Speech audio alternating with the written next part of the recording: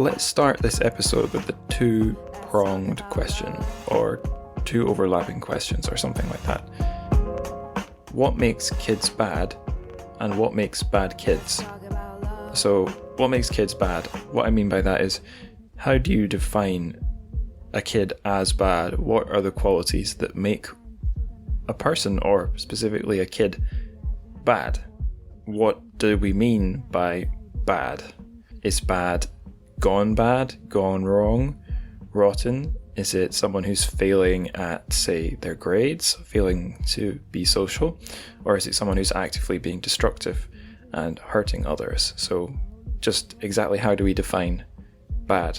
And what is it to be bad? Is it something that you fall into, something you grow out of? Is a bad kid inherently different from a bad adult, or are they just the same things at different ages? Endless questions there. And then secondly, what makes kids bad? Or what make I'm forgetting which word order I used first time around. But the other question I want to ask is more like what conditions or what treatment or what exposure to what events can make a kid grow up to be like a problem, troublesome? Is it their family life? Is it poverty? Is it being overindulged? Is it being subjected to too much stress? Is it abandonment? You know, there's infinite well, there's maybe not infinite, but there's an awful lot of ways to approach these questions and an awful lot of ways to answer these questions. The book that we're looking at for this episode is called Bad Kids. That's its name in translation. Its name in Chinese, Huaihaizi, basically the same. In fact, exactly the same? I suppose that's a philosophical question. But in any case, Bad Kids by Zijin Chen is the book, and the guest is Zijin Chen's translator, I think.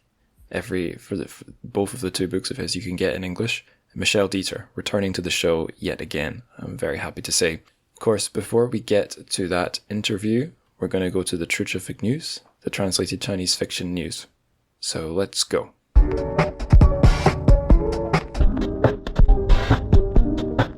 Okay, 3 news items. Let's see how quickly, or how efficiently rather, I can zip through them. The first is something you can read. This is an article on a book that has gone up to the China Project. I believe this used to be called Sup China. It's now the China Project. The article is by Jonathan Chatwin. I believe is he an academic or a sinologist or something? He's got, I think, had at least one podcast on something to do with China. He's got a book, I believe, as well. So yeah, this is a name I recognize. That's all I'm saying.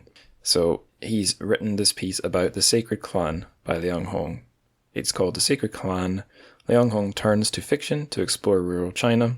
The little lead-in after that says, realism and the supernatural mixed in Liang Hong's The Sacred Clan, a collection of short stories that continues the author's lifelong work of capturing rural China. Liang Hong had a book that came out that was translated called China in One Village, I believe. Yeah, it's right there in the article. I didn't have to go by memory. But that was sort of a chronicle of everyday life in this village somewhere in Henan. I'm seeing. I'm trying to remember everything by memory, and then I look at the screen and it's right there. So yeah, so books you can get by Liang Hong in English now number at 2. First was China in One Village, a non-fiction, and now we have the fiction, The Sacred Clan. It's published by none other than Sinuist Books, friends of the pod, so do check that out. Check out the article, and if the article's grabbing you, go investigate the book. Okay, second news item. This might be one for you if you've ever eaten bugs. I've eaten bugs twice. Once in Deqing County, where I lived my first year in China, and then again during my time living in China, but on a holiday. I believe this was in Busan in South Korea. They had, I think it was the same dish in both instances. It was the cocoons, I believe, and not the actual bug. I'm not sure, but of silkworms, that dish. And that was actually in a Japanese restaurant, I think, like a Japanese skewer restaurant in Busan. Didn't really like them very much. But anyway, the reason I'm going on about bugs is because as part of a series of translations called Food Glorious Food, Paper Republic have published a translation of a story called The Bug Princess by Yang Shuangzi, translated by Francesca Jordan, whose I believe, had been doing academic work on the writing of Yang Shuangzi, who is a fascinating author. So I have not read this story, but what I can say is that what I've learned about Yang Shuangzi by listening to Francesca Jordan speak at the Taiwan lit event I went to, the Leeds Center for New Chinese Writing, where she introduced us to Yang Shuangzi and explained that she's still writing today, so born 1984. That makes her 9 years older than me. And she writes historical fiction in a, I forget, I think it's similar to whatever the Japanese name is for like a girl's love story. If you're a big manga head, you'll know this. I don't. But I guess they're also known as lily fiction. So she writes like a very literary, I guess, version of these gentle, like, girl love stories. I'm not sure where The Bug Princess fits into that, but I think, as far as I'm aware, this is the first translation of Yang Shuangzi published that I've seen. Just sounds so different, so out there. Why not check it out? It's up to read on the Paper Republic for free. Link is in the show notes. Okay, and last thing, this is incredibly brief because this is, to be honest, this was me being lazy. I searched Twitter for Chinese literature and I got a result from the 11th of July this year, shared by, I guess, the Hangzhou Tourist Board. Its profile picture is just the logo that Hangzhou has for Hangzhou City. I used to see it riding the bus from Dejing into Hangzhou. Oh, that's nostalgic to think about.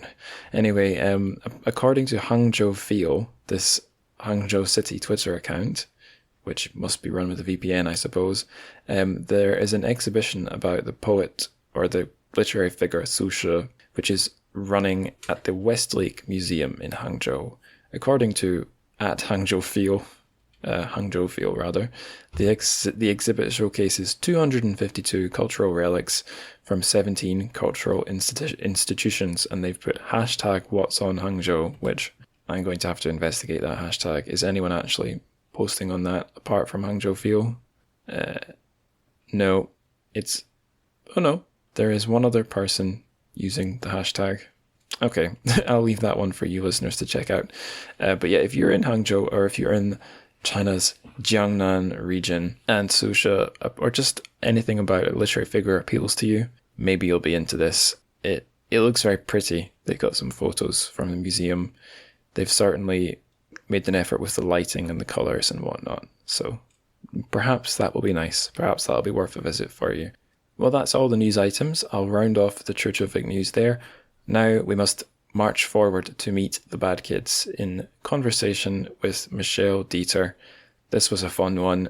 Enjoy. And I hope that by the end of the interview, you'll be convinced to go check out the book. I thought it was really quite both a very good read and pretty unique out of stuff I've read for the pod. Quite dark.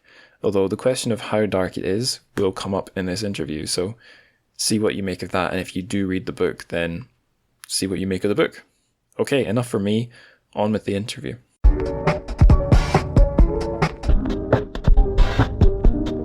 So back on the show yet again, we have friend of the pod, Michelle Deeter. Michelle, fantastic to have you back.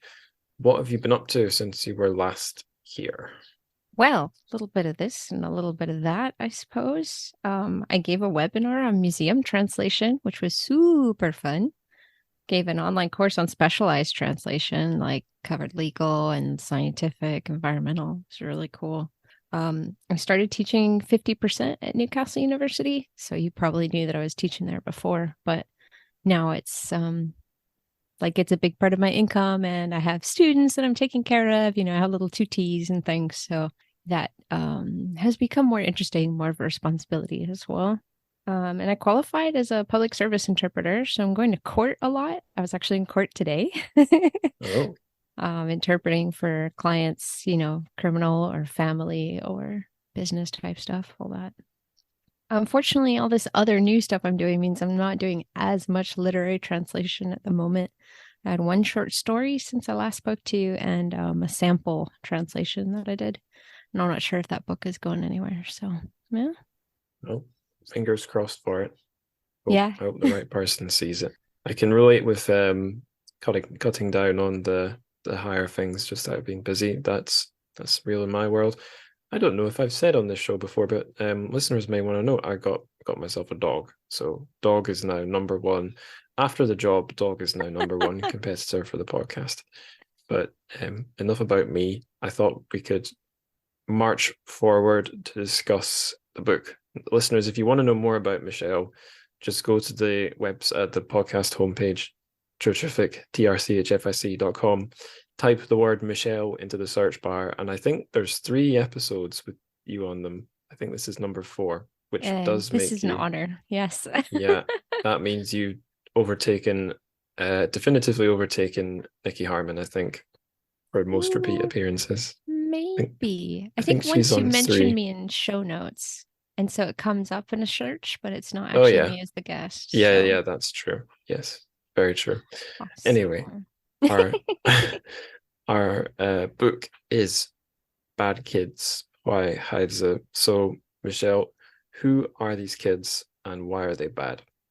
Yeah, so it centers around 3 kids, and the one kid, Zhu Chaoyang, is kind of a straight A student, kind of always follows the rules, and is the one that would probably be so good that he gets bullied all the time. But he gradually transforms into someone calculating and someone mistrustful of everyone. And kind of his transformation was the main reason why I agreed to translate this book. I think it's really fun to watch him go from good scaredy cat kid into just something almost unrecognizable. He turns into a very bad kid. The other 2 bad kids are kind of like bad by association, I suppose. So Ding Hao is 13 and he lands in an orphanage. And so sometimes, has to do things that are socially not so good, like steal a man's wallet so that he has money to run away from the orphanage.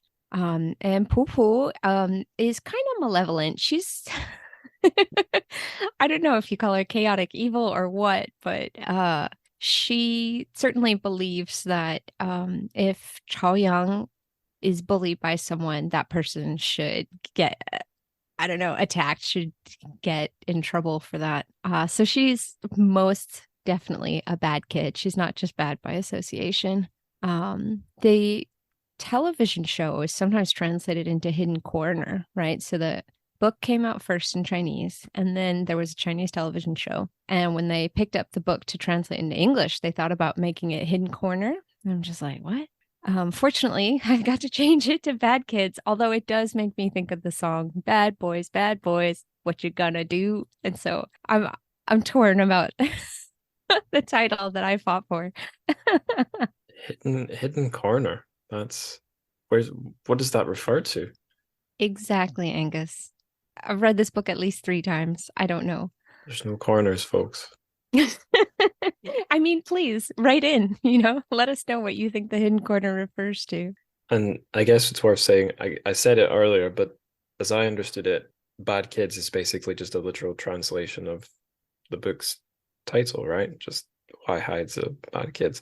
I had seen news about the book getting adapted into a TV show, and I'd seen its English name is also a literal translation, but it's The Bad Kids. Yeah, and I don't know how they came up with that either. But for me, that Bad Kids, maybe because it's like 2 short syllables and they both end in D or something about that to me sounds like a title. 7 letters.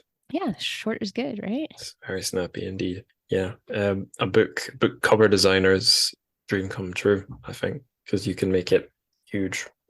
Right. Yeah, the rest of the cover design is predictably red and therefore disappointing, but the way the Bad and Kids spreads out at the top and is super recognizable, that is good.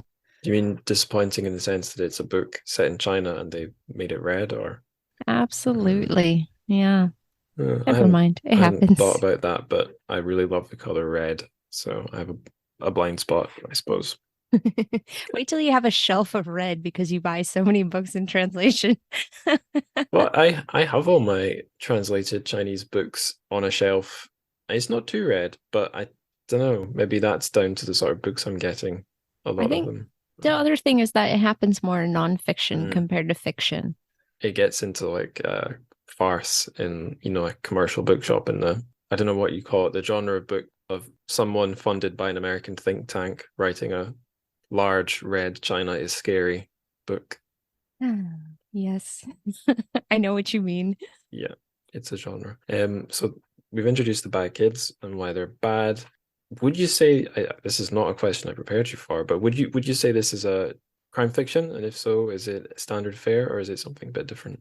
Definitely, it's crime fiction. We've got some crimes happening, and the crimes are solved at the end to a kind of satisfactory conclusion. Personally, I really enjoy crime fiction that takes place close to modern day and where the characters kind of live a life that's similar enough to mine. You know, when they're decades and decades away. Like I just finished a book that is supposed to take place in Imperial China. And, you know, somebody is posing as a eunuch. One of the main characters is, Classic move. yeah, to get in the palace. Like for me, that's not classic fare anymore. That's something that's got the layer of historical fiction on top of it. So for me, if it takes place in a city and we've got that pacey, short chapters going on, then that hits the sweet spot. And for me, that's just catnip. It's perfect. Although it is, yeah, like you said, it's a sort of urban setting, but mountains come in, and I'm going to introduce the mountains by reading the blurb, a classic Sure. Angus move. Um, One beautiful morning, Zhang Dongshun Sheng pushes his wealthy in-laws off a remote mountain. It's the perfect crime, or so he thinks. For Zhang did not expect that teenager Chao Yang and his friends would catch him in the act. An opportunity for blackmail presents itself, and the kids start down a dark path that will lead to the unraveling of all their lives. Dark, heart-stopping, and violent, Bad Kids is the suspense thriller that has taken China by storm, proving that anyone has what it takes to become a killer. So that's the basic premise, I guess, that the kids spot a killer and decide to use it. What the blurb maybe didn't tell us, because blurbs have limited word counts, is that the two kids you mentioned, Ding Hao and Pupu, they're orphans on the run, and as I don't think I'm misrepresenting it. The blackmail is essentially a way to get them money so that they can exist because they don't have parents to look after them, Yeah. and the social services system, to understatement of the century, it wasn't serving them very well. It wasn't. Let them down. Yeah. Yes, let them down just a little bit, a teeny bit. Mm. Yeah. Is there anything else you'd want to describe about the plot or the premise, or do you think that's sort of enough to start with? Well, you mentioned how, you know, family plays a bigger role in China than it does in other countries, even though people from all around the world would say family is important. So I think Although I would say I wouldn't want to claim be China in is their the number. family. I was Oh, going to say okay. I wouldn't want to say China is the best, has the highest score on the family meter out of all 200 countries, but it must be fairly high. I think it's an interesting dynamic to see how a strong family leads kids to act in one way, whereas a broken family or apparently being raised by a single mother can lead you to have these insecurities and to be distrusting of others and just can lead to all sorts of problems. So part of the reason why Ding Hao and Pupu have so many problems is because they have no parents and their aunts and uncles refuse to do anything for them.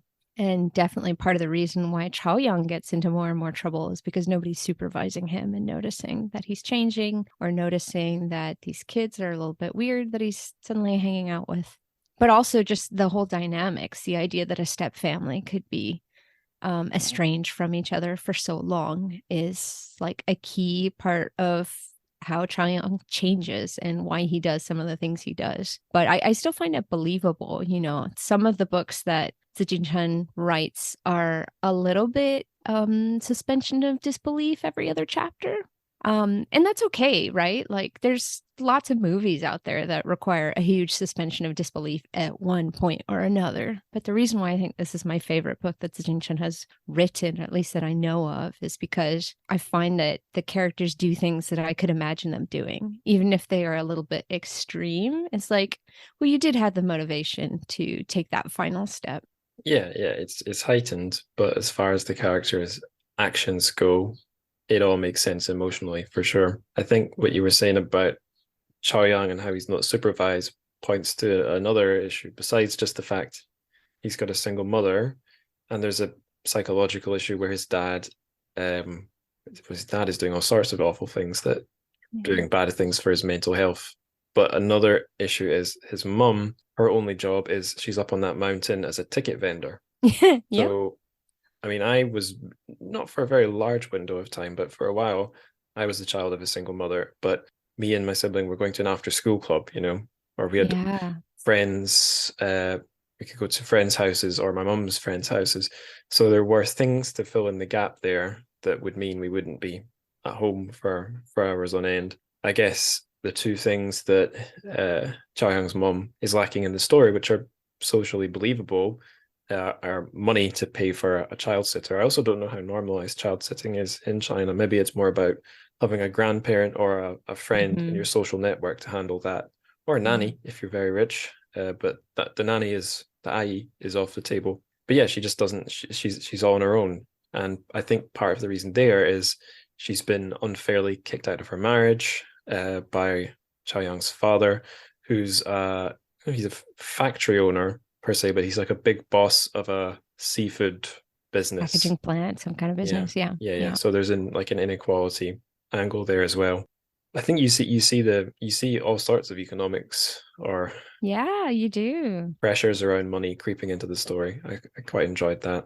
Yeah, and it's again, it's believable that Chaoyang would be worried about every single $100 bill, and so would Ding Hao. Like they're going to be super, super sensitive to money. And then at the same time, like the way Wang Yao just, doesn't want to use a camera because it doesn't hold its charge anymore. It's just like, yep, those are her first world problems, so to speak. Like that's the level that she's operating at. Yeah. So family is a key like dimension where you can kind of dissect or look at this novel, but then economic pressure is another really interesting way to look at the novel. Bullying as well, but I think that's more just for looking at Chaoyang rather than looking at all the different characters and how those characters relate to each other. Yeah, I was going to say when you said about the characters react to money, if you're a reader who likes a novel with a bit of hard cash in it, it's a very cash economy book. It's definitely you can the book doesn't shove it in your face, but it you can tell it's sort of pre-smartphone for two reasons. Mm, One, I think, is that no one's using what is it, Sao on Weixin or Zhifubao. No one's scanning QR codes to pay for stuff. yeah. And a camera is really, really central to the drama. I don't know if that was in the I guess it wasn't in the blurb, but they've got the basically they have the murder captured on camera in the background of a like a what would you call it, an early 21st century selfie with their video camera. Yeah, they just do, a fun little video of themselves. Although it's not a selfie, right? I think Or someone's filming Chao someone Yang else. is filming and Ding Right. Hao and Poo Poo are on camera, or just Ding Hao is on camera. I know Uh, some Philistines that would call that a selfie, which is very ah. depressing. But anyway, sorry. Anyways, yeah, so that camera is important. I feel like for his purposes, it's kind of important that these kids don't have cameras. So he Mm. did just set it far enough back that that wouldn't be an issue. But still, their day to day is so similar to today's China that I think everything still works just fine. Yeah, I remember previously doing crime fiction on the show. I think it was ooh, that's bad. I don't remember the name. It's that one that is in the translation, it's set in Chengdu, but the actual book is somewhere in Jiangsu. In any case, at least once on the show, the author set it like in the 90s or the early 2000s before smartphones. And I don't know if that's a move crime fiction writers in China make, or if that's just a thing all crime fiction writers do for very obvious reasons, and that the Yeah. smartphone makes everything much more complicated and potentially everything can get solved much faster. Or you could maybe even you could say that once the smartphone is in a story, it's going to become a smartphone crime story inevitably. There you just it's unrealistic to scrub them out. Well, it's like the surveillance. The surveillance cameras are so important, but Mm. not necessarily outside of China, I suppose. It's only China and the UK that have surveillance cameras like in all Yeah, big cities in every corner. yeah. I'm living inside a house that came with cameras. Yeah, so there you go. If you write a crime story, I have to take place outside.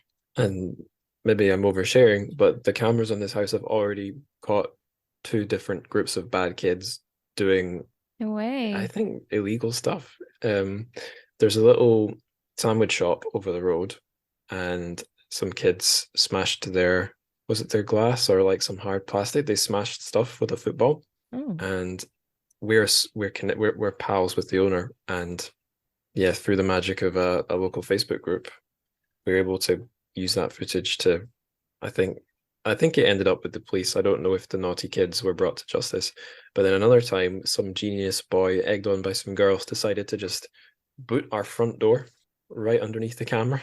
Oh, how And strange. yeah, and his parents did send him to apologize.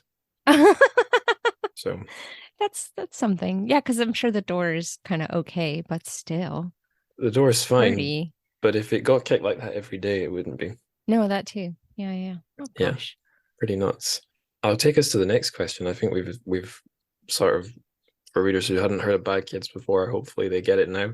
Really astute listeners of this show who've been with us for years now will Mhm. remember that your first time you came on the show, we did another book by Zijin Chen. We did The Untouched Crime. So how similar is this is Bad Kids to the Untouched Crime? So I think both stories happen in the same universe. We have the detective Yan Liang, who is trying to solve the crime in the untouched crime, but is also asked to look into some of the murders in Bad Kids. And then I'm pretty sure that the forensic doctor, Chen, can't remember his first name, Dr. Chen anyway, is also in both stories. But since he's fairly minor, that's not as noticeable. The Untouched Crime was definitely written earlier, and so it has more of a web feel and more of a, like catering to the audience a little bit, making certain kinds of jokes that he thinks his readers will love. Like web fiction, you mean? Thank you. Yes. Posted chapter by chapter on like a forum or a website or something. It was serialized, and we didn't make any bigger changes to try and, I don't know, erase that or adapt that. Whereas this story, I think he does a better job just kind of plotting and making the pieces fit together really well. But also, I was given a little bit more license to make the book pacier. So at some point, I can pull back the curtain a little bit and tell you about how we made the book pacier and just that little bit more like a crime fiction novel that someone would want to pick up and then finish the same day. I think when it mentioned there was a detective at, I forget if they called it Zhejiang University or Hangzhou University or something. I was like, oh, that sounds like the same one he used for Untouched Crime. Maybe it's the same guy. Maybe I'll look that up. I did not look it up, but It's the same I'm, guy. Now I'm you know. glad you could confirm that. It's funny because he's not in like every, what can I say? He pops up now and then, but he's not a front runner at all. So that's kind He's of not fun. central. Yeah, yeah, yeah. He's not central in this one. Nice part of the Zijin Chen extended universe. Yeah. I don't know if there's much more we can do to sort of pick it what's similar or different about the books.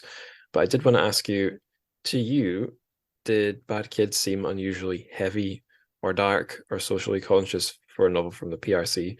We already mentioned how it gets into social issues around like families, broken families, unconventional families, money inequality. I thought that felt fairly real, but it gets quite dark as well. So just I don't know what's your thoughts on that? I mean, I guess I would have to say for the socially conscious part, I would say yes. It's touching upon issues that are really a big deal in China and are something that certainly readers in China, but probably readers elsewhere would really understand and be like, oh, yeah, that is an issue. Dark, I mean, technically, but I guess like I'm so close to the book that I forget how dark it is. And I remember telling the editor how many murders there were. I'm not going to mention it on the show, but she's like, "Really? That many?" And I was like, yeah, I just recounted. It's definitely that many." So on that level, it is dark. However, I'm currently reading a translated crime fiction again from Chinese into English, and two people are skinned and their flesh is fried. Yeah. So that's a lot heavier to me. Like it's just there's so much more gruesome and ghastly stuff Mm, happening. Whereas this one, it's like, oh, the person is dead, but more in an Agatha Christie kind of way. right. Yes, it's not gory. I think that's fair to Yeah. say. Yeah, Yeah. so I guess it really depends on the adjective you choose. So it's certainly more socially conscious than some of the stuff that I've been reading, kind of more touching on the issues. But I've definitely seen just gross and dark done to a more crazy extent, I guess. Yeah, I guess this when I was thinking of dark, I was more thinking of the situations the kids get put in, and indeed the things the kids, some of the kids end up doing. I'll Mm. stray away from spoilers since I guess you want people to buy the book. But and you said that Chaoyang goes down a dark path. He sure does. By the end of the book, I was like, am I reading what I think I'm reading? The How? Yeah, I know, right? Yeah. But yeah, also things that you learn happened to probably by me using this phrasing, people will get what I'm indicating, but again, no spoilers. But things that you learn happened to Ding Hao and especially Pupu in the orphanage. I was like, damn, this is it challenged me a bit because in my mind I thought, oh, crime fiction, this is a sort of breezy genre fiction read. I Mm. don't have to take it too seriously, but I feel like it gets into topics that you shouldn't just sort of breeze through. And then I felt at the end when you get the Yeah. dark Xiaoyang, like on one hand it was giving me like the, oh yeah, this is twisted crime fiction. This is the Yes. evolution of a character in an entertaining way. But then the other part of me was like, oh my God, this is so sad. Yeah, This it's is true. yeah. Buckle So up, people. Buckle up. mm, mm, yeah. And I suppose whether or not how it compares to as how it stands as a novel from the PRC. Well, I've read a lot, but I can't. I feel like I can't say what is standard level of social consciousness for a novel from modern China, especially since I think the stuff that makes it to translation is often the stuff that gets picked because it has some kind of a social element that's interesting or considered That's to be worthy. So hard to say. Hard to yeah. say. Yeah. Okay. More about the story. What aspects of it stand out to you? And it could be technical stuff like, say, character development, motivations, or just stuff that you thought was special or novel that you hadn't seen it before, or you thought was really well done. Just anything like that. I think again, it fits in a style that I really enjoy. So the fact that it's kind of a real world, it's still taking place in a real city, rather than a city that we won't tell the exact name or will Yeah. hide certain characteristics to make sure we don't get in trouble. I enjoy that it's still really precise like that. And character development is probably my favorite thing about this story. So with the Untouched Crime, we have a main character who's a forensic scientist, and he has a daughter and a wife who are so flat, it's not even funny. Like they're just totally adorable and passive. And they have like very minimal conversations. They're not interesting and they happen to be female. Whereas in this book, we've got Poo Poo, who is amazing.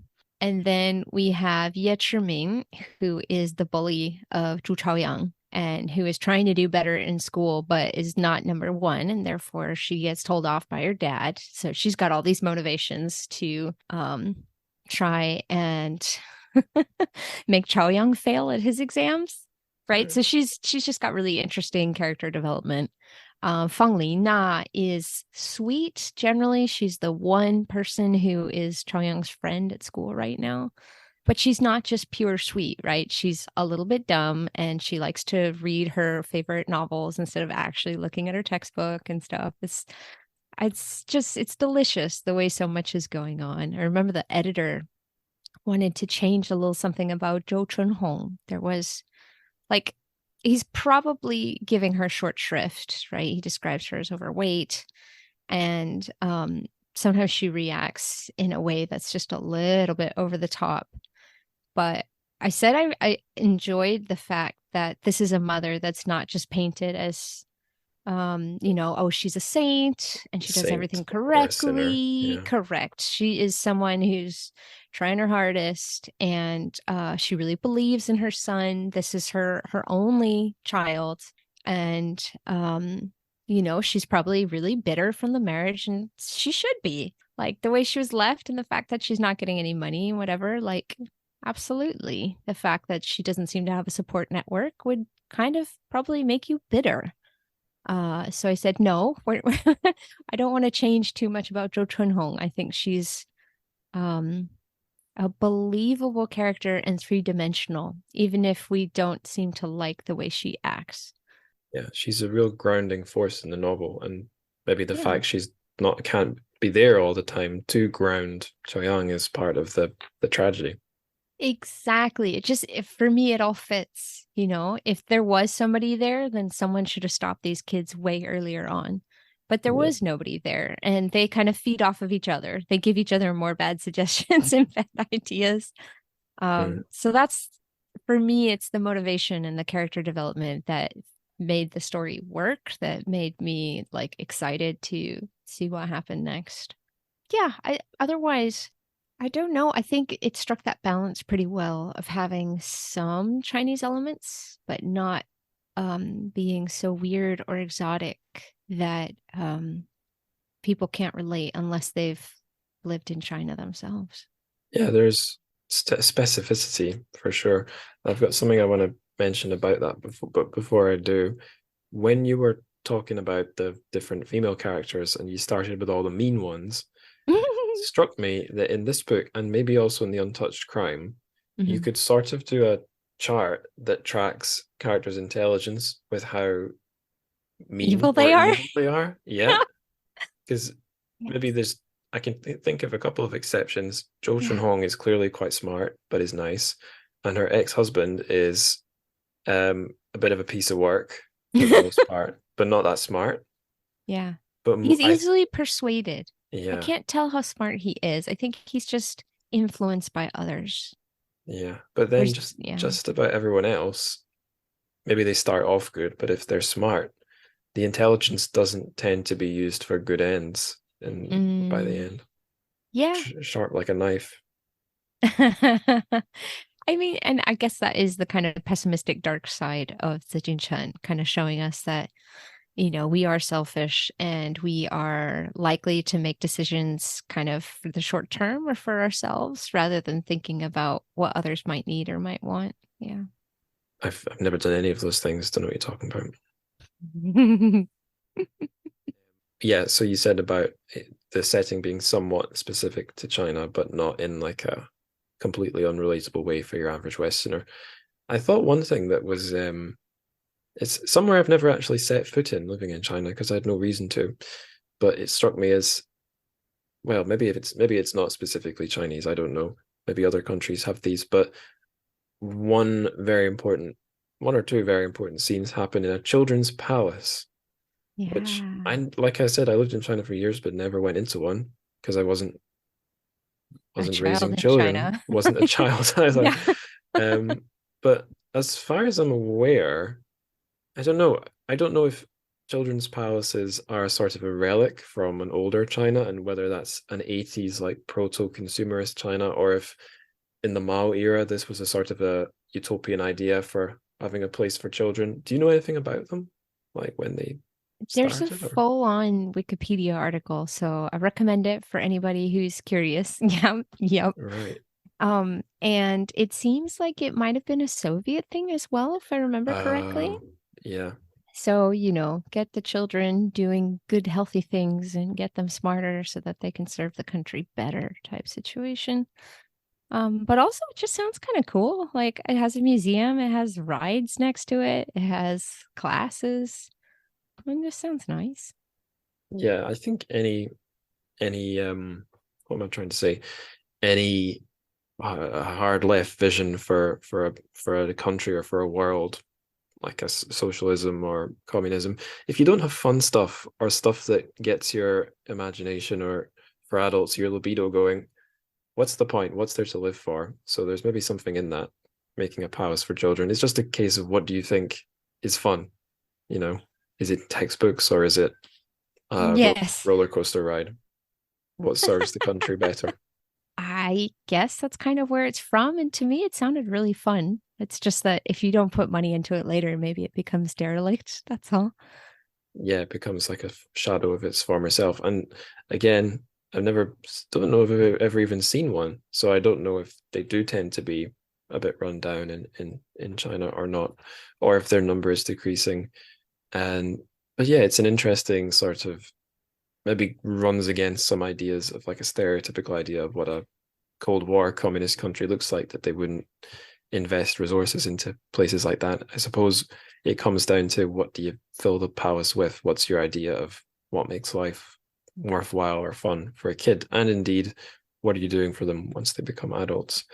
But it's sort of beside the point, I suppose. Yeah, it's just it fit really well. So I'm glad he put it in there. I didn't know about them either. So that was a chance for me to learn more about a part of China's history that I didn't know. Yeah, awesome. All right, my next question for you, it's a crucial one. Who's your favorite character? This one's tricky. So I thought about saying Fang Li Na because again, she's sweet. She's someone who's willing to actually give Zhu Chaoyang a chance in class. But really, she's just using him so that she can copy his notes. So that's out. I would not want to be friends with somebody who just wants to take my notes. I think Ding Hao, even though he's blabbermouth and he's like going to get you in trouble, maybe, he means well and he's always smiling and joking around. So that's the one I'd want to hang out with.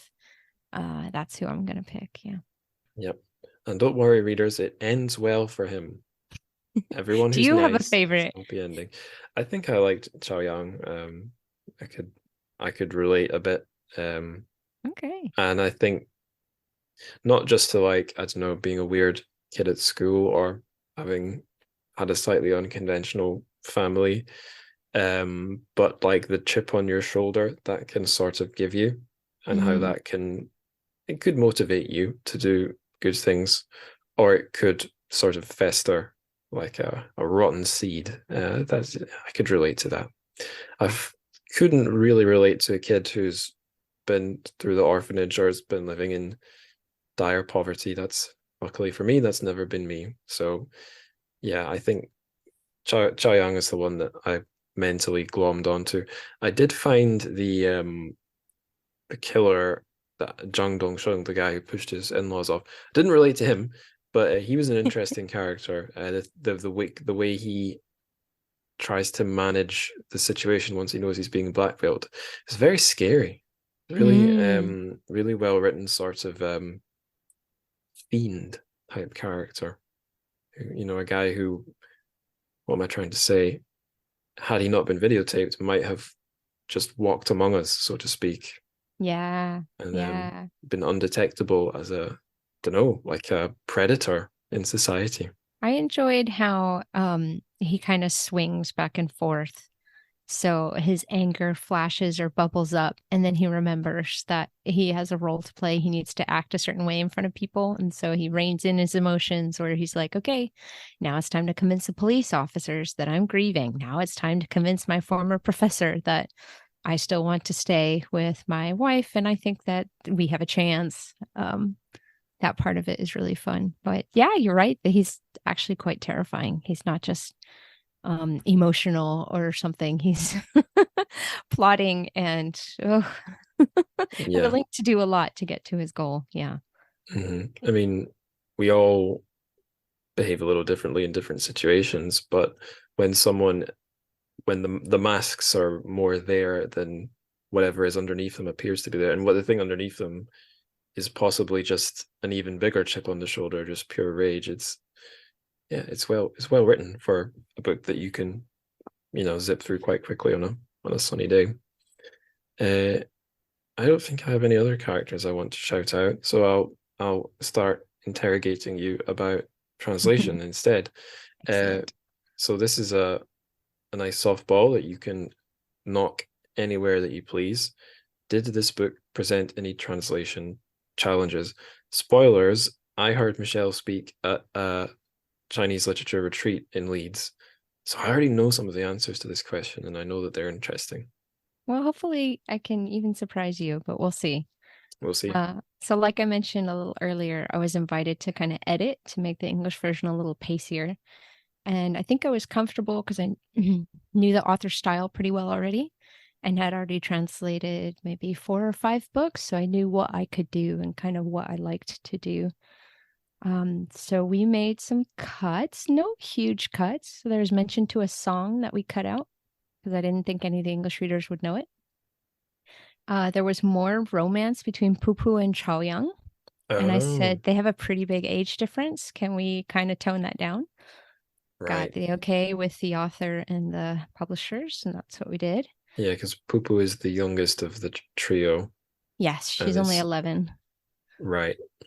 And so to have a crush is fine, but, I wanted to not go too far on that. And then Dream of the Red Chamber is mentioned, which I know you just talked about on the podcast. So everybody who's following the podcast would have gotten the reference, but I decided to cut it out in order to avoid a footnote. I know. That was a pretty big one. I know. There's at least one listener. He's like crying. They were on the bus and the seat, and now they're on their knees in the aisle. What have I done? I'm not spreading Chinese culture properly. I won't be allowed back. But then there's little things that, we maybe wanted to keep in, usually because they related very closely to plot. So Chaoyang's reading this book at the beginning, and it's like home remedies for your height or whatever. And it says in the book that carbonated beverages leach calcium. And I looked it up and I'm like, oh my God, no, that's not a thing. Carbonated beverages do not take calcium out of your bones. They do not make you shorter. But then I realized I could still see a book being published like that in China. And I could still see someone like Chaoyang like believing it and then deciding to act on it, like promising himself that he will never, never, never drink carbonated beverages again. And it does come up like 3 times later in the book. So taking that out would kind of mess up a lot of things. So I just changed it to, let me see if I can find it. It's just like we added 2 words. While you're looking, I'll just say to anyone listening who's not got Chinese connections, never lived in China, you will, if you're living in China as a foreigner, you will get some amazing health advice. You will get amazing models to follow for staying fit, staying active. You will also get some rubbish. Quackery. Yes. Yeah. Well, here we go. I'm pro hot water, by the way. Good. Excellent.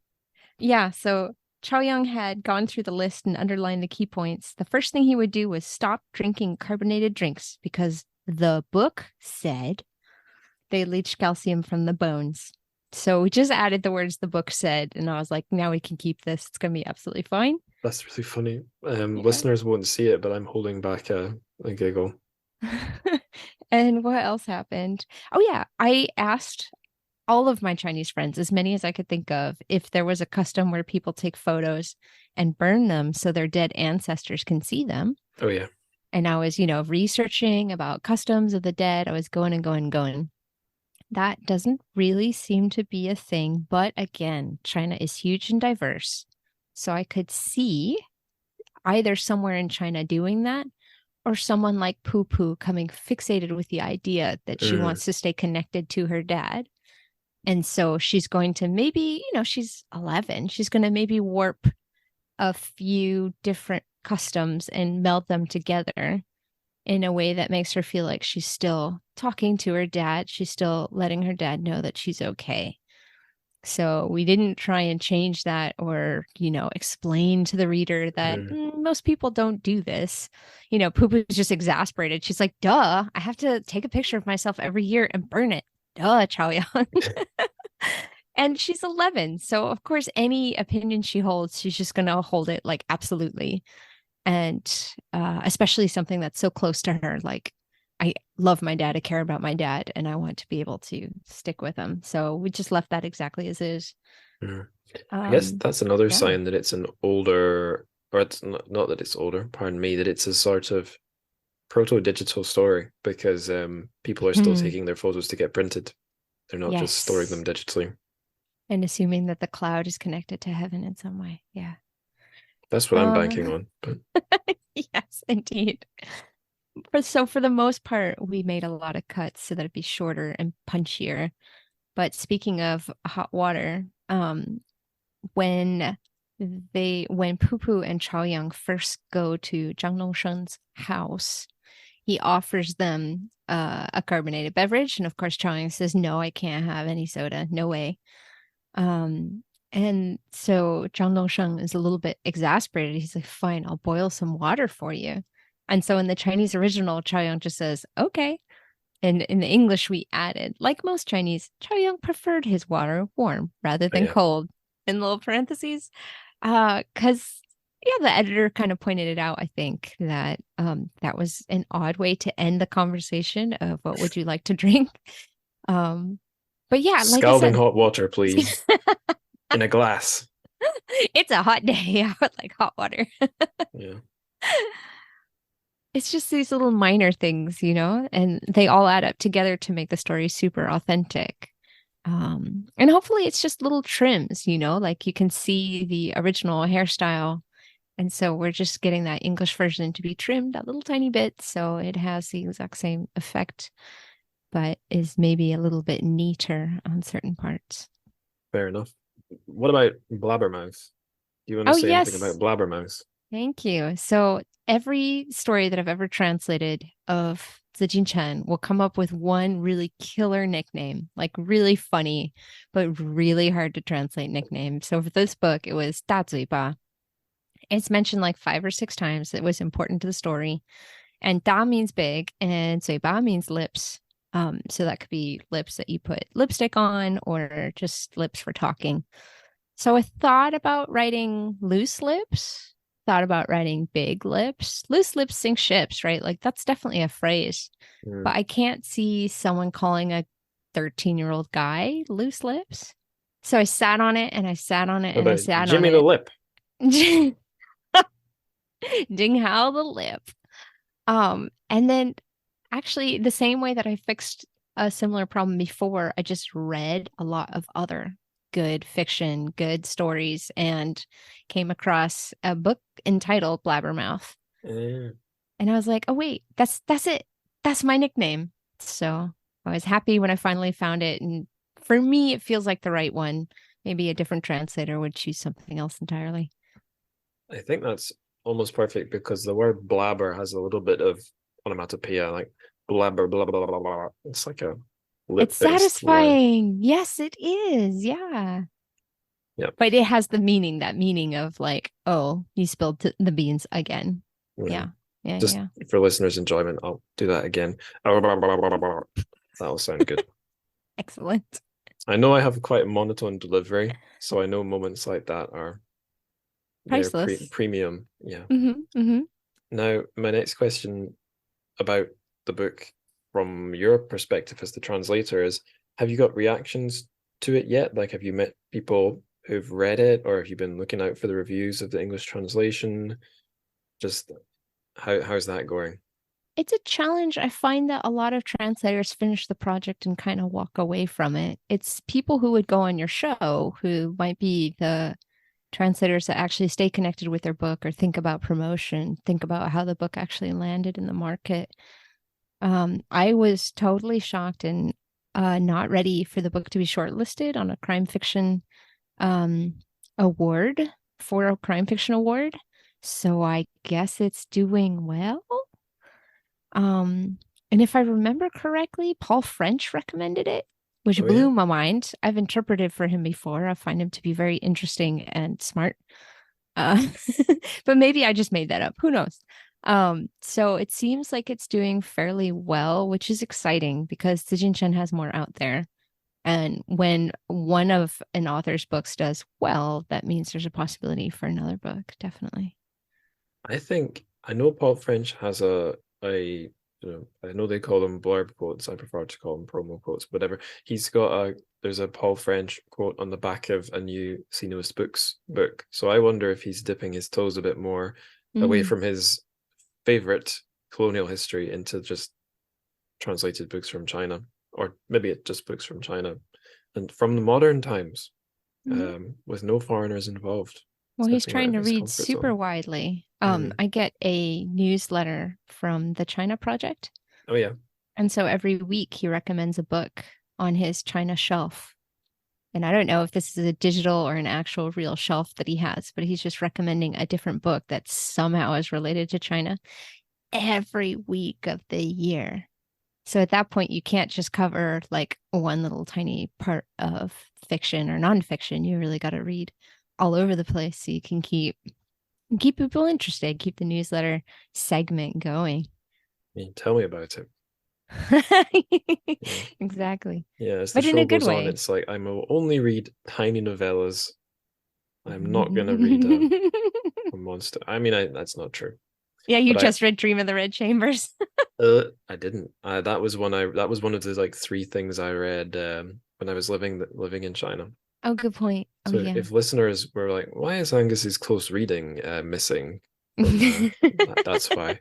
I also didn't remember which translation it was. I think it was the Jolly. I looked it up after, stupidly. I believe it was the Jolly translation, which is not. I don't think that's the favorite one. I think is it Howard Hawks is the favorite one.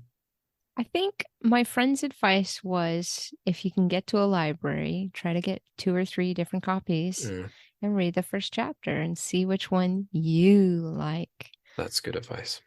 He's a smart fellow too. Yeah. But we can't always, have access to a library that has multiple copies or even a bookstore that would have different translations for sale on the same like day. So, Yeah. well, maybe you can do more with, the Amazon look inside and stuff like that. I am haunted by a version of Dream of the Red Chamber that I read about and could never find. When I was living in China, I was looking up lists of like different versions of the translations. In the end, I just, I switched on my VPN and just Googled Dream of the Red Chamber ebook or PDF and got this old out of copyright translation. So the point was moot. But when I was looking through lists, I'm sure I saw one that was like a sort of a translation, but also sort of a reinterpretation, or possibly it was a novel written in English, like a re-inspired. But Adaptation type thing. I don't remember exactly. But it was by I think it was by a woman in the Chinese diaspora, maybe Chinese American, who rewrote it to give more of a focus on the female characters, which is funny because it's quite female focused already, but it had some spin like that. And apparently it was very well written, but my Google searches have never found it again. It seems like I might have dreamed it. Oh, I know the feeling. Oh, Yeah. wow. Yeah. So if any listener knows what that is and can help me, please help. Please. Because that was bugging me a lot. I went down the rabbit hole again before that episode to no avail.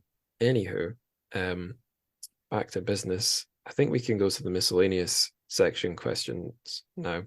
I always tell myself this is where we start to wind down, but when I'm editing the episodes, I'm like halfway through the interview and I say, now it's time to wind down it. And then we'll see. So we'll see how it goes. Any speed is fine. The point is it good? So can you suggest a Chinese word of the day for the episode? What captures the spirit or an important aspect of the book? I was very close to choosing the word for father because, again, I find that family relationship to be so important. And the way both Chaoyang and Pu care so much about their dad, but aren't able to get that love back for different reasons. But then I was like, that character's so simple. Maybe that was already chosen in a past episode. So I went for a completely different word. This word is jiāo'ào. So jiāo and ao both kind of mean pride, and together they mean pride. And the reason why I chose it is because earning his father's pride is Chaoyang's kind of main motivation for trying to get back at little Jingjing and trying to, I don't know, just certain things that he does. He's just really motivated by showing his dad how awesome he is, even though like he would really be better off. He'd be healthier if he could just not think about his dad at all. That would be the best possible thing. The word actually doesn't come up as much in the English. I think the word only shows up once, whereas in the Chinese it comes up 3 or 4 times.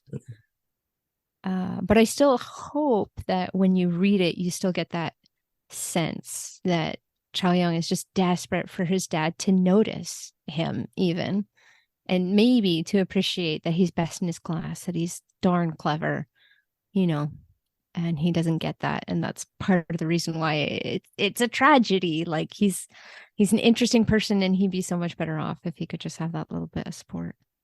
Yeah, and I don't know what the Mandarin for approval is, but I feel like that's another thing. You always hear people, often boys or men, want from their dads is the approval. But yeah, Sure. you're right. It's clearly killing him, and it's not literally the only thing you can say that's nice about it.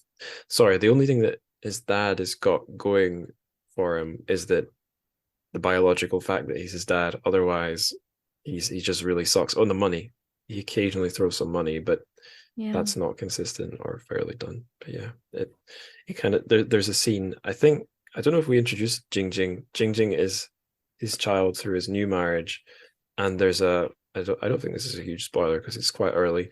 There's a real wince in sympathy scene where Chaoyang has shown up at his dad's office. Jingjing doesn't know that her dad has a son. She's 9 years old. Can I just put that in there? She's 9. She's old enough to know. Right. But she should know, right? But she doesn't. Yes, she hasn't been told wrongly. And their dad sort of tries to get himself out of the situation and explaining who this kid is by saying, oh yeah, what does he say? Like, that's my nephew. Chaoyang is Mr. Fang's nephew. Right. Yeah. Right, not even his own nephew. Yeah. So yeah, it's a killer. And then it's a real downer. It's a heart-wrenching moment. Yeah. Like he won't even own up to, like, she can handle it. And why are you so easily persuaded by Wang Yao? Why will you do anything she says? She's definitely cray-cray. But again, cray-cray in a believable way. So that's why I chose that word. It was a tough one. This time I struggled, but I hope you think it's a good one. I think it is, yeah. And you could probably point to other stuff characters do where they feel like they need their dignity, or they need to repair their pride or their dignity, or they want something to feel good about, proud of, even if it's just having a friend. Yeah, Zhang Dongsheng as well. You're right. Because it's always his in-laws that treat him like dirt because he's a country boy. So there's a certain sense of pride of, I've scraped by, I've used a lot of graft to get here in this slightly bigger city and to get myself a steady job. But because it's not a high-flying, super well-paid job, it's still not enough. And his pride is hurt, and that's part of the reason why he's doing some of the things that he's doing. Yeah. Yeah. There you go. My next question, it's listeners, if you've been listening for more than one episode, you'll know what it is. If you could pair Bad Kids with a piece of music, what would it be? And I can see what you've picked.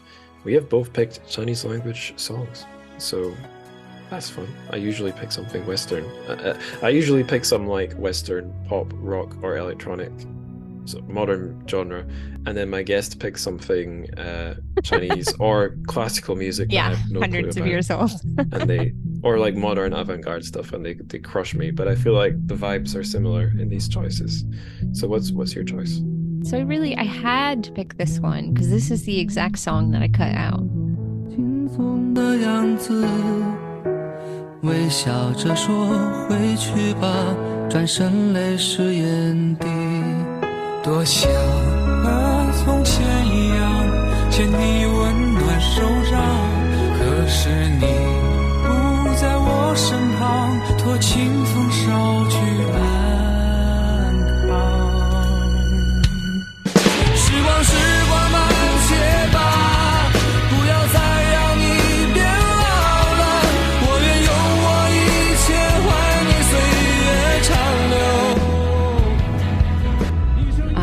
It's actually, you can find it on YouTube, and there is maybe a segment of the readership who would have gotten it or taken the time to look up the song. And it's mentioned twice, not just the one time in the book. So I do feel a little bit bad for cutting it out. And so now, reader, if you read the book, you can at least appreciate the vibe of this song and the way the singer is just so sad that his dad doesn't recognize him for who he is, that his dad isn't really there for him. And it's Fuchin, father by the Chopstick Brothers. Quite a 兄弟. They make short movies, and then they made this music video, I guess. This one's a total blast from the past for me, because when I was in my first year out there in China, 2014 to 15, their Xiaopingguo, Little Apple, was all the rage. And I haven't heard that one in years, so I probably need to go back, check out Fuchin, but also Xiaopingguo, because I know the chorus is in my brain, but I would need to hear it again to reactivate the little apple in my brain.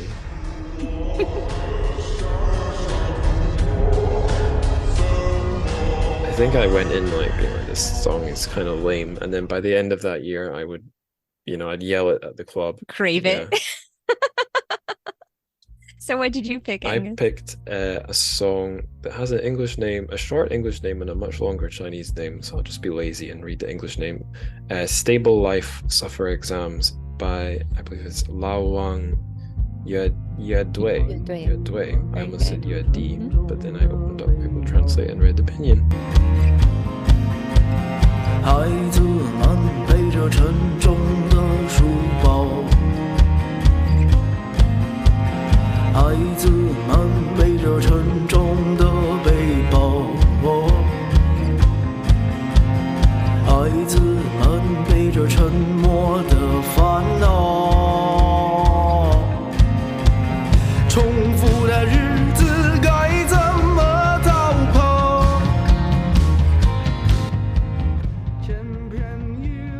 So I think this band had a EP, or possibly just a single, like just a couple, 2 or 3 tracks that all seem to be about sort of kids, teen or preteen even, like suffering. I think it's mostly in relation to school, like the sort of hardcore regime.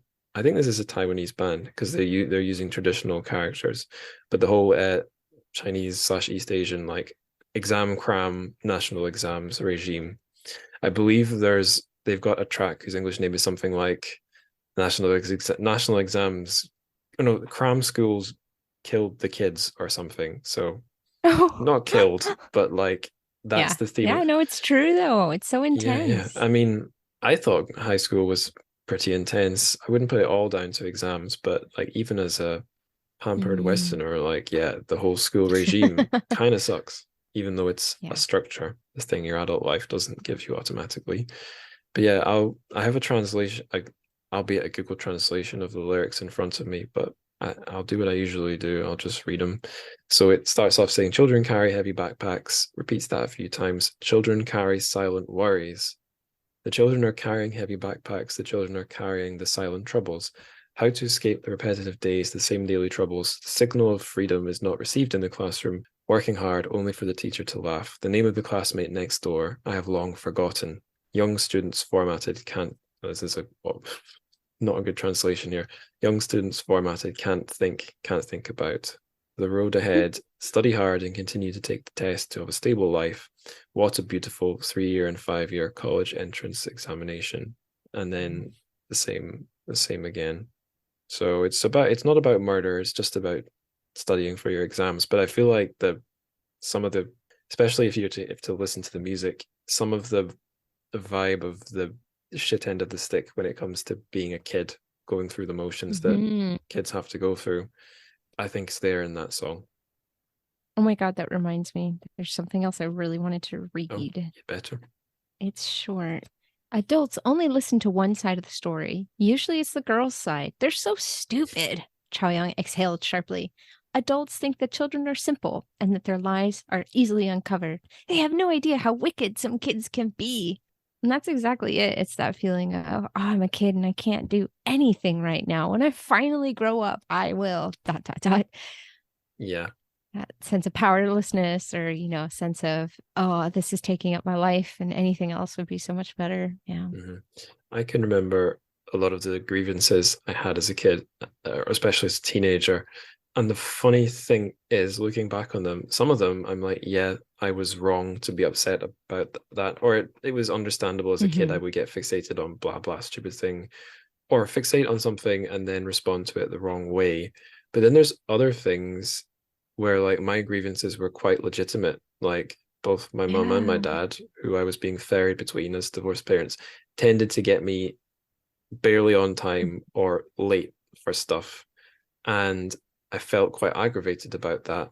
And I think later in life thought maybe I was just being too demanding. And I should, it's perfectly fine to show up just in time for something, or 30 seconds or 1 minute or 2 minutes or 5 minutes late. But then with an adult perspective, seeing, knowing that it's not the hardest thing in the world to manage your timekeeping like that. I'm like, oh yeah, I was right to be a bit upset about that. But as a kid, I'm powerless because I can't drive myself to the swimming club 3 miles down the road. And I didn't even necessarily want to be at a swimming club 3 miles down the road, but you're a tiny little person. So what can you do? So true. And that's another thing where I just find the book really relatable, and maybe relatable slightly to a younger audience, but I just certainly remember being 13 and getting frustrated about things. So I think it works for an older audience as well. Yeah, for sure. Yeah, I would give this to a teenager. I'm not sure if I'd pass it to a 12-year-old. They might not know what they're getting into. No, they need to be probably over 15. You're right. Yeah. Maybe if they're, I know they're not going to be traumatized, but I would want to know first, I guess. That's the trouble. And, it's the interesting thing about how we have a system for movies, but we don't really have a system for books. So you can accidentally stumble upon something that's really not the right thing for your age level if you're not like getting books that are like specifically handpicked for you. Yeah, but conversely, the split between a young adult book and an adult book in the bookshop is usually not very fluid. Some books will work as both, and maybe like some Good simple point. adult books are easily readable. But like, I feel like maybe it's because Hollywood movies are so infantilizing. There's loads of adult movies that are easy viewing for young people, or perhaps it's a movie that is trying to get a release globally. It wants to make money in countries that are a bit more conservative or restrictive, so it's not going to put in all the shocking content because it's going for the lowest common denominator, which might make it more kid friendly. Whereas I don't know, the lowest common denominator for a book is a much harder thing. Yeah, in a good way, I guess. One of my best reading experiences as a preteen was the Da Vinci Code, because that was at my reading level, and it was something very different from children's books I'd read. It was more adult. If you know the book inside out, you might know the bits I mean. But of course, when I mentioned it to certain adults in my family who have certain ideas about what's good literature and what isn't, they weren't impressed. And again, looking back on that as a kid, I was right to be disappointed about that, because I was trying to tell someone I cared about I read an adult book, and I got sneered at. Wow. Yeah. Did I mention I have a chip on my shoulder? And that's why you like Chao'yang. Yeah. Chao'yang mindset. Yeah. Okay, I'll take us to the bonus question now before it becomes a gripe session for me. So, listeners, if you're listening to the standard episode, you will hear garbled noise here, or reversed, sped up audio of me and Michelle talking. If you want to hear the answer and conversation around this question, it will go up not immediately, but at some point to the show's Patreon, along with all the other bonus questions and lots of other bonus episodes, what I have done on interesting books. There is a bonus episode on Bad Kids, which is me talking about this book, I don't know, for 20 to 40 minutes, long before this interview. So it's all up there. I think that Bad Kids one is live already. Anyway, the bonus question for you, Michelle, is this. Do you think publishers, English language publishers that is, know how to sell books in translation like Bad Kids? I asked that because, to me, just aesthetically, this is a really, I mean, I know you don't like the red, but to my brain, this is a very nice looking and also commercially friendly looking book. I love it, actually. Okay, I'll close off the bonus question there. On to the final two questions. Oh, and by the way, all of you guys not subscribed to the Patreon, that was the best bonus question ever, and you're missing out. Really. It's one of the last 10 bonus questions you're going to get before hiatus, folks. Yeah, the clock's ticking. Oh, I'm so honored to be one of the last 10. So honored. I may have said this on the show. I would like one of them, maybe number 99, to be a drinking game episode. I just need to find the biggest alcoholic in CTE. Yeah, we can work on that. I can figure out something for that. I suspect. No, I won't name names. I have some guesses, but a former guest on the show suggested I do that for Mo Yan's Republic of Wine, jiāo'ào. Oh, A fat book. okay. But I would do it if it would secure the guest. Anyway, yes, further reading questions. If listeners want more like Bad Kids, obviously they should go get The Untouched Crime. But beyond that, where would you direct? Well, since I went to Leeds, I met someone who is actually researching Chinese crime fiction. And so thank you to her for recommending these books to me. I finished The Golden Hairpin by Qinghan Cixi, I assume, recently. And that is crime fiction, takes place in China, is translated from Chinese into English. I had a good time, really loved it. The only thing that makes it very, very different from Bad Kids is that it takes place in Imperial China. And our main detective is female. There's actually a lot more female characters. But it's a fun one, and it's pacey in the way that I want it to be pacey. And there's a lot of characters going on instead of like a zoomed in focus on just 3 or 4 people. And I've also started a book called Murder in Dragon City by Qingming. This is translated by Alex Woodend, and actually Alex Woodend also translated The Golden Hairpin, which is interesting because actually they're quite different. Mm-hmm. Murder in Dragon City takes place in present day. And it's in a fake city. Disappointing. But otherwise, I find the storytelling to be very good. And it's modern day, all these forensic people trying to work out what is going on here and who is the criminal. So a very good match as far as I can tell, because I'm just on chapter 6 at the moment. But yes, guys, get both. They're really easy to get because they're on Amazon and Kindle as well. So super fun to just have ready to go when you're waiting around in some waiting room, or you're taking a flight, taking a train. I would recommend both. So you're telling me there is no Dragon City, and that is not like the capital of China is not Dragon City? If I am wrong about this, guys, please help me. I've been studying Chinese for too long to not be aware of Dragon City. I'm just messing with you. But yeah, I noticed.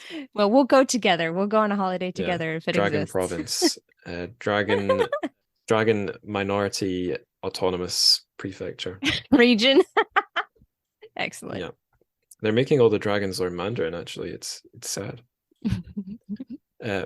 Moving on. Actually, no, not moving on. Another thing I noticed about both these books, as well as being translated by Alex Woodend. Do you know what else they have in common? What else? They're both Amazon Crossing publications.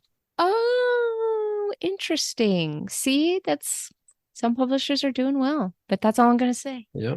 Go get the Patreon, guys. Yeah. And thank you Bezos Corp for whatever reason serving translated Chinese genre fiction, especially. Amazon Crossing has some good stuff.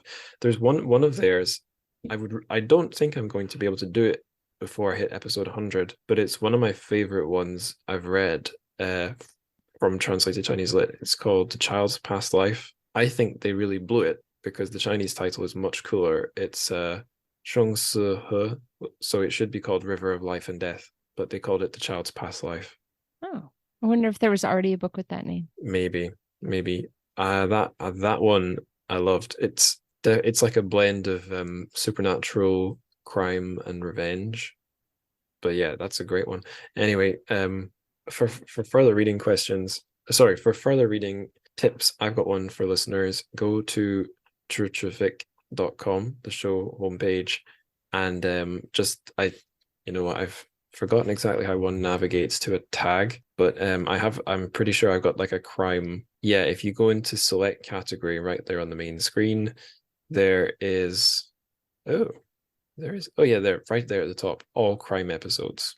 You can find every episode I've done on crime books, and there's all sorts of crimey goodness there.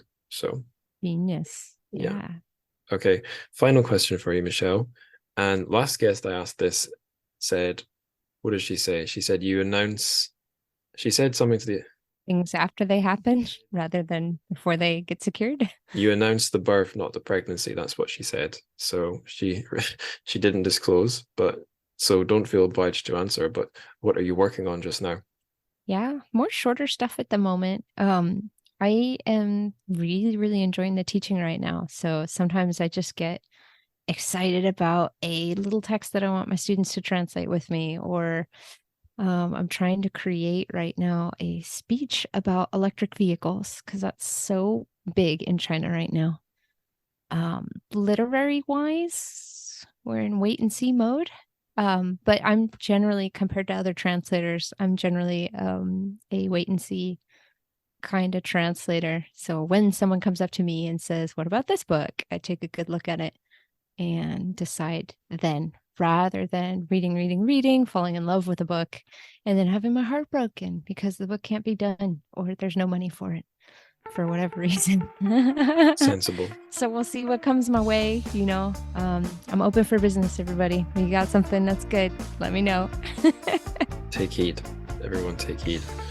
Okay, I think I'll wind it up there. Unless, is there anything we've missed you'd like to get into listeners' eardrums? Listeners, you are amazing. Thank you so much, Angus, for having me. I think we've covered everything. Yeah, I don't say that enough. Listeners, you are great. Even if you don't subscribe on Patreon, you're still awesome. Yes, you are. Amen to that. Okay, we've come to the end of the show. Tragic, I know. I don't think I'll need to plug the Patreon. There was plenty plugs in the interview. I could plug the social media, but the links are all literally in the show notes, so I'll skip that. Instead, I want to say we are getting quite near the end of the whole series now. Not long till we get to episode, well, quite long, but not that long until we get to episode 100, at which point I will be taking a great big break to do other things in my life that I've been meaning to get around to. So if there's anything you're desperate to hear before we hit the 100th episode, now's the time to tell me. If there's any message you'd like to pass on to the show, please do let me know. I doubt I'm going to get enough to do anything interesting with them, but who knows. I suppose, last of all, if you've been thinking for a long time that you'd like to be a guest on the show, then really you need to tell me now, because I've already got the next 3 or 4 odd interviews lined up. So which means, listeners, that should be good for you guys. That should mean I'm able to keep these rolling out fairly regularly. Hopefully we won't have too many big gaps between episodes for the next few, although, touch wood, maybe there will be. But yeah, we've got some good ones lined up. I'm hoping to do something a bit different for the last few episodes. I think you heard me talking to Michelle about maybe doing a boozy episode. Unless I cut that out, I don't remember. But yeah, do get in touch with anything you want to get in there before the show goes on hiatus, basically. I will just end things there, and of course tell you the very best thing you can do with the show, for the show, is tell your friends, tell your family, tell your school teachers, tell the guy blackmailing you because you own a piece of footage that shows him doing something awful. If you tell him, it might distract him long enough for you to pull out your pocket knife and gut him. And on that charming image, I will leave you and say Zijin.